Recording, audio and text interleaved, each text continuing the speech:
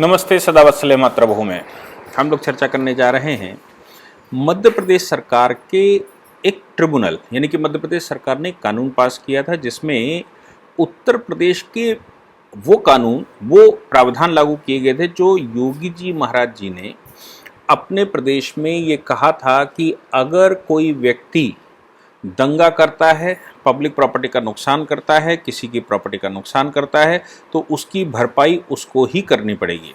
उस विषय पर खूब सारा काम भी उत्तर प्रदेश में हुआ था और सीएए के दंगों के दौरान खूब सारे नोटिस हुए थे। बाद में वो सुप्रीम कोर्ट तक मामला गया और खूब चलता रहा।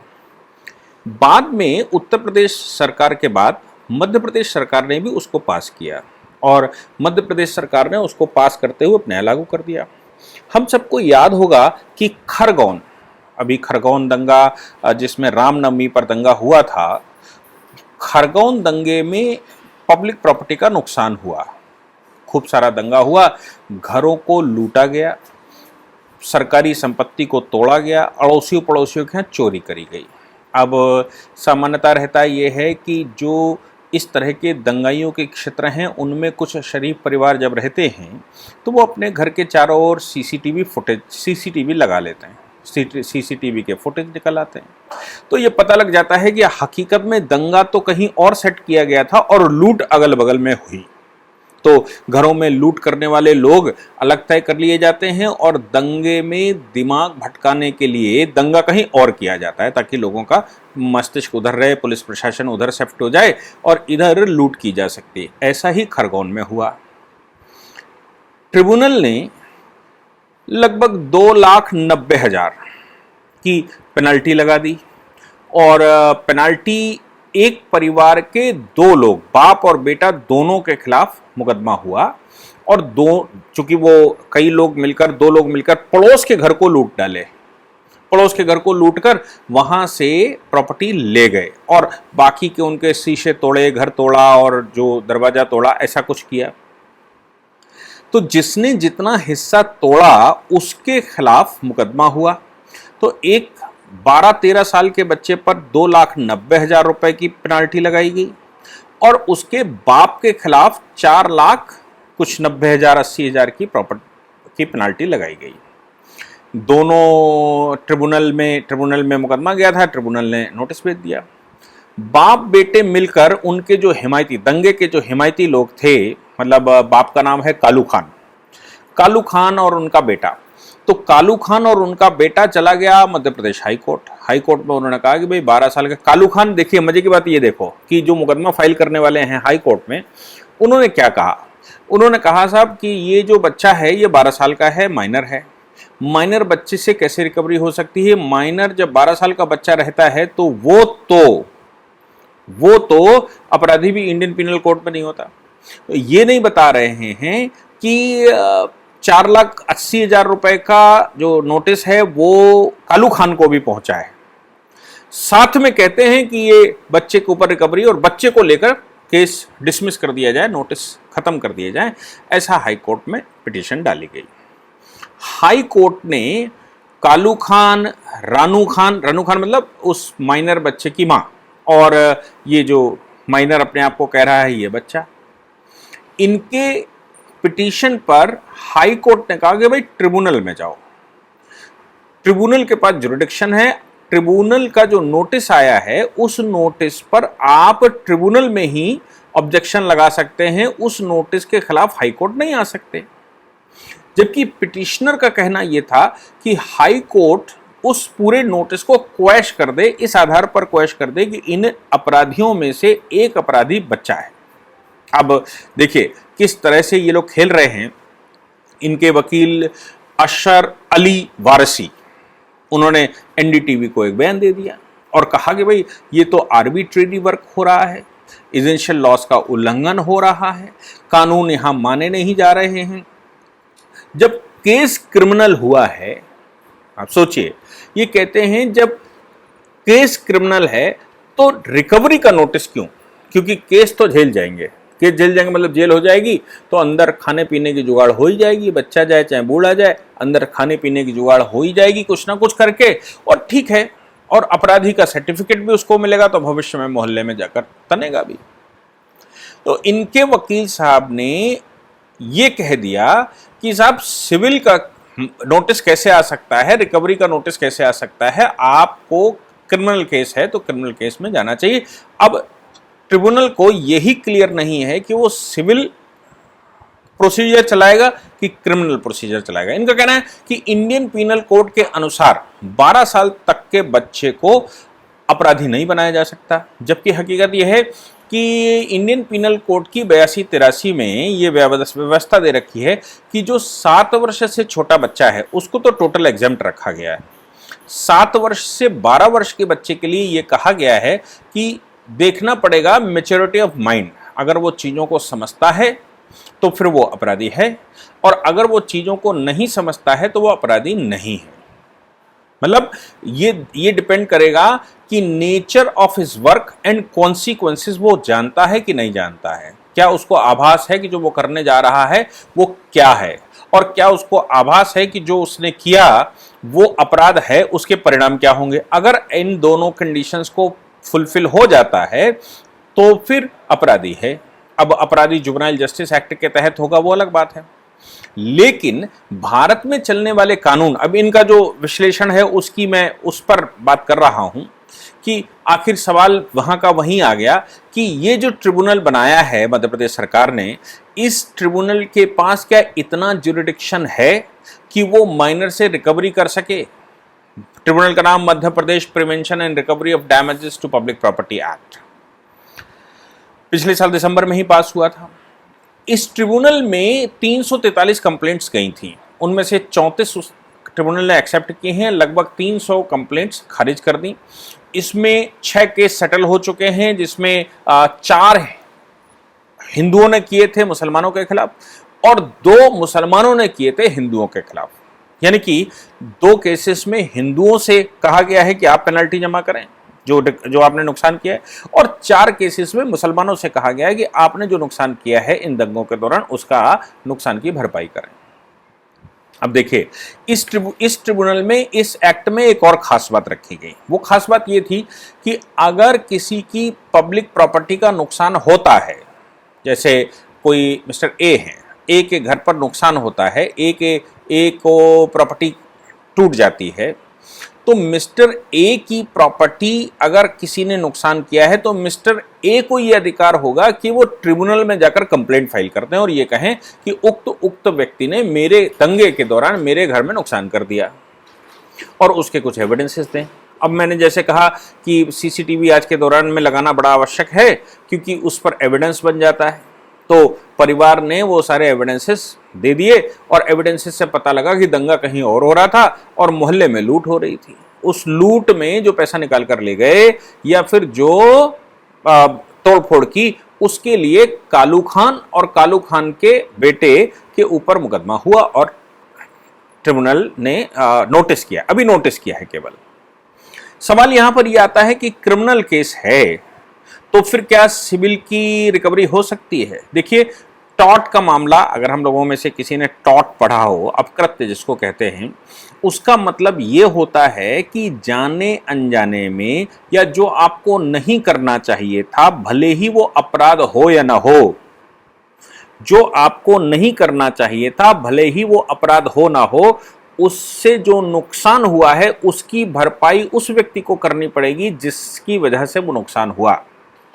और उसमें सम्मान की बात भी आती है, उसमें कुछ ऐसा और भी आता है, और एक इक्विटी कैलकुलेशन भी होता है। जैसे आपने उसकी बेइज्जती कर दी, सपोज कोई व्यक्ति निकल रहा था और वो ट्रेन में ऊपर बैठा हुआ है, नीचे प्लेटफॉर्म है, ट्रेन के ऊपर से उसने थूका, थूकने पर प्लेटफॉर्म पर खड़े हुए व्यक्ति के ऊपर लग गया, उसने उस व्यक्ति के खिलाफ मुकदमा कर दिया। जब मुकदमा किया तो सामने वाला कह रहा है कि भाई धोखे से हो गया, मैंने देख नहीं पाया।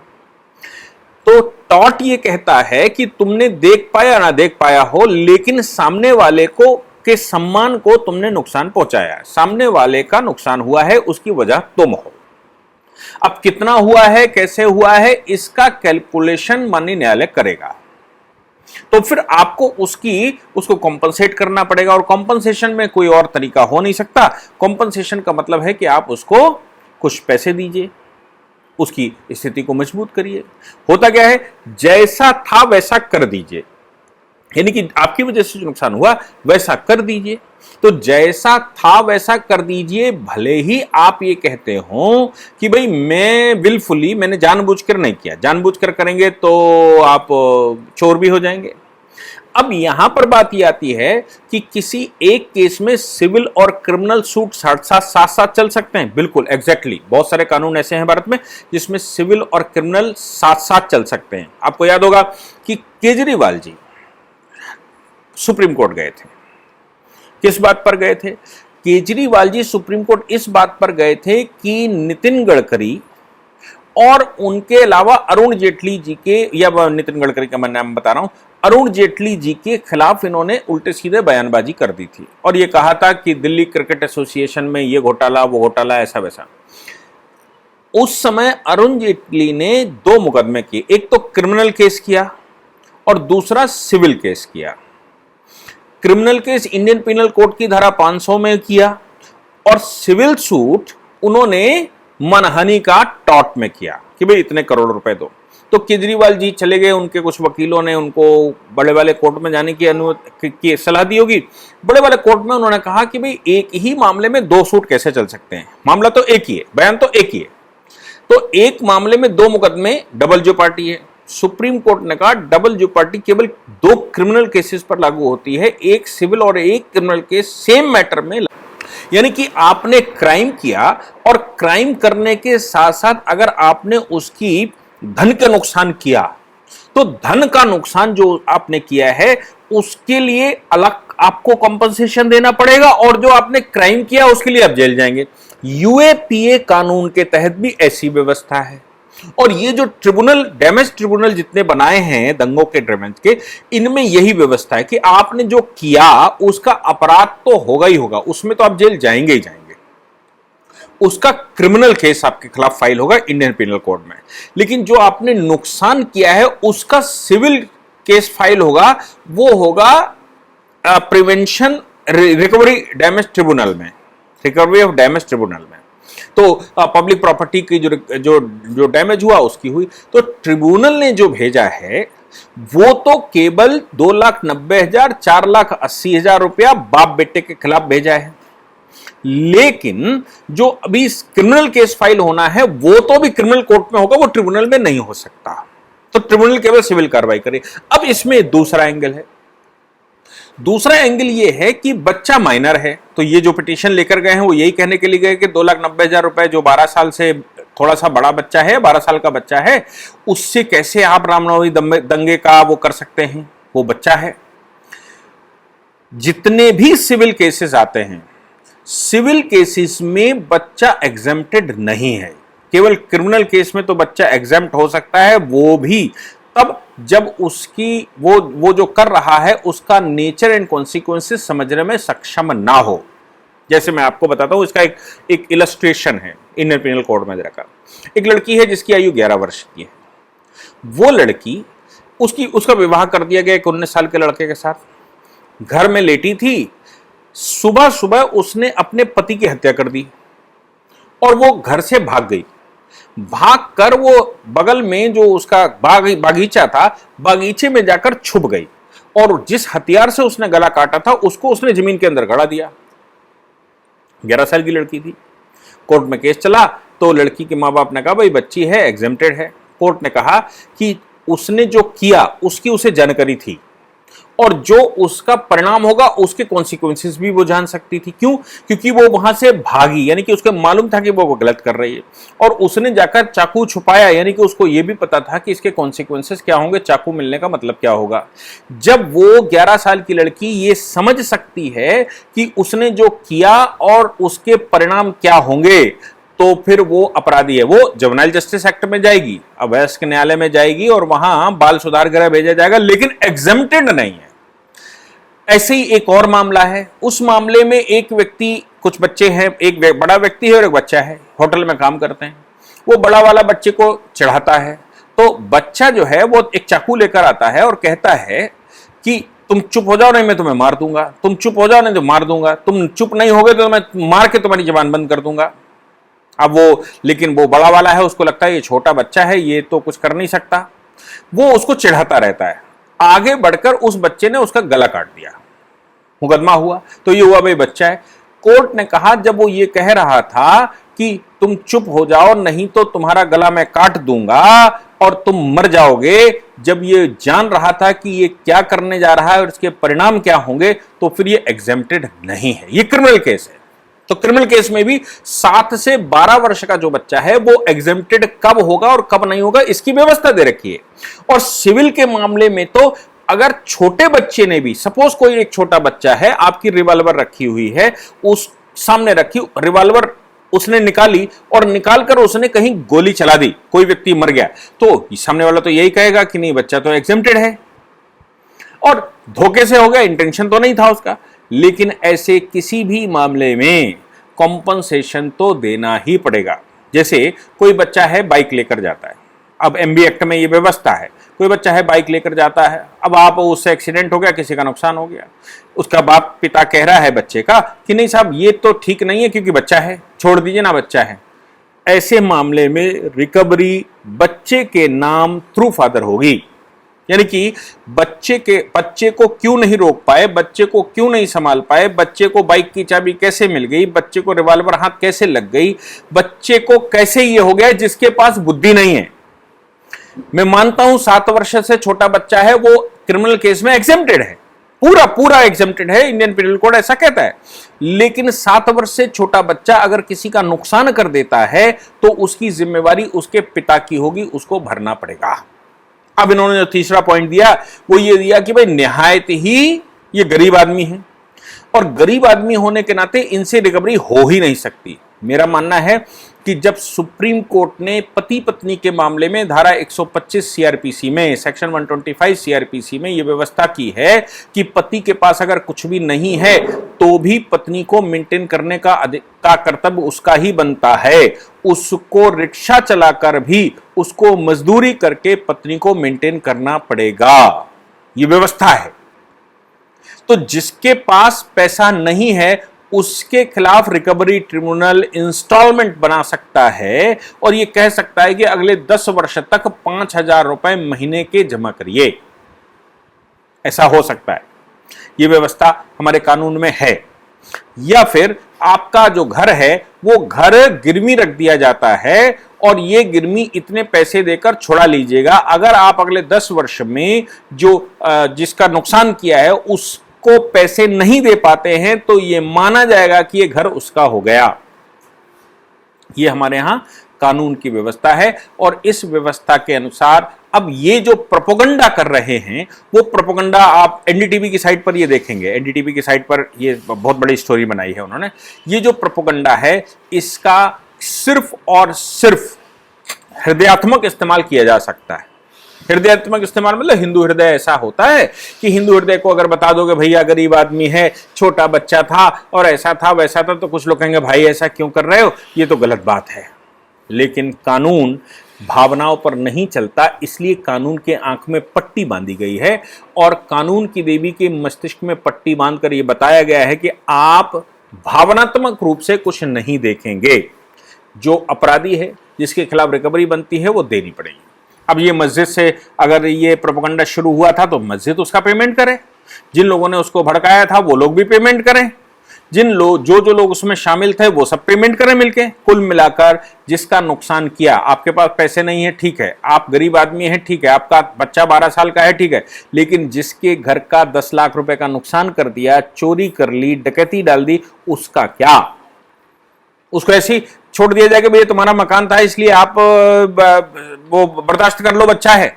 नहीं, कानून सबको इंसाफ देता है, इसलिए इस इंसाफ की लड़ाई में जो ट्रिब्यूनल का आदेश है, हाई कोर्ट ने जो मना करने का ग्राउंड दिया है वो बिल्कुल वैलिड ग्राउंड है और ट्रिब्यूनल के सामने ऑब्जेक्शन लगाइए, ट्रिब्यूनल तय करेगा कि भाई वाकई में 12 साल के बच्चे को एग्जाम। अब ये टीवी चैनल्स पर डिबेट करना, टीवी चैनल्स पर इंटरव्यू देना, व्हाट्सएप चलाना, फेसबुक पर ये सारी कहानी चलाना, ये सब मुझे लगता है कि ठीक नहीं है, ऐसा नहीं करना चाहिए।